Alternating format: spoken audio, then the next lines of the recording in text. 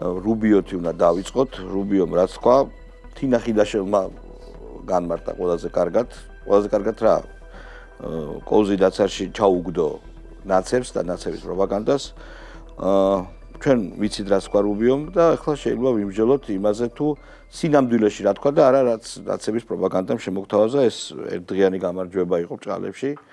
ახლა ჩაქიმულები არიან, მას შემდეგ რაც ჯაფარიძე სრულად კანონიერად გაამწესეს ციხეზე.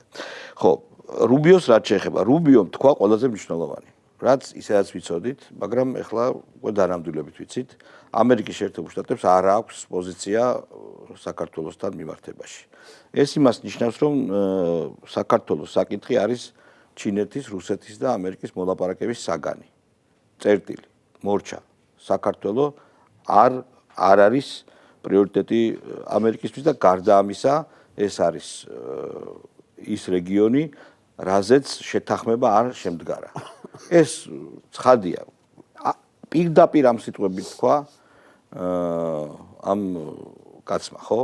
ნუ ის პროვოკაცია განსახილავია, რაც ავაცახნებელმა ჯო ილსონმა გააკეთა, მაგრამ დიპლომატიური პასუხი გასცა ამ პროვოკაციას და თქვა ის, რაც ისედაც ვიცოდით, რაც ახლა უკვე არის ამერიკის პოზიცია, რომ მათ არ აქვს პოზიცია.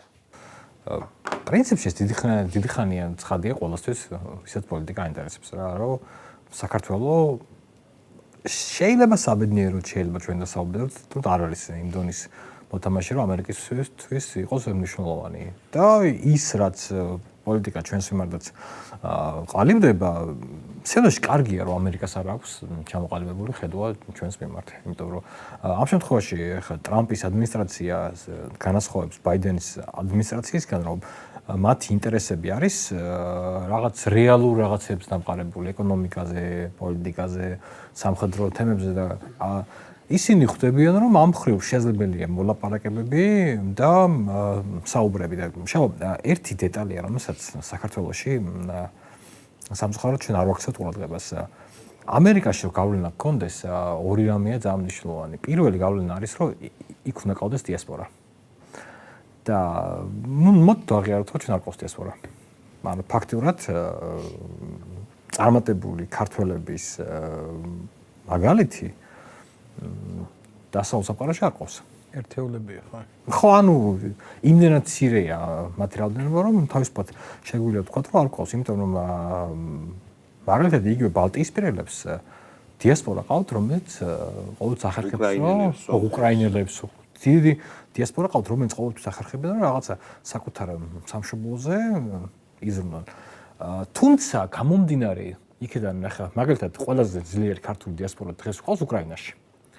არა, მე მგონი უკვე არა, რომლებიც დღეს და ღამეს ათენებენ იმაზე ოცნებაში, რომ საქართველოს გადატრიალება მოახდინონ, გამოუშვან ტერორისტები. პოლიტიკური თანამდებობა მან დააქვს ძირითადად. ხო, დიასპორა ხალხი გაიქცა, მოდი პირდაპირ თქვათ, ხო, კი. თუ სახლი გაქვს საქართველოში, გიჟი ხო არ ახალი დარჩია რა. ხო, მაგრამ მე ვამბობ, ანუ ფაქტია, რომ აი რო თქვა, რომ აი ქართველები სად არიან გავლენიანი.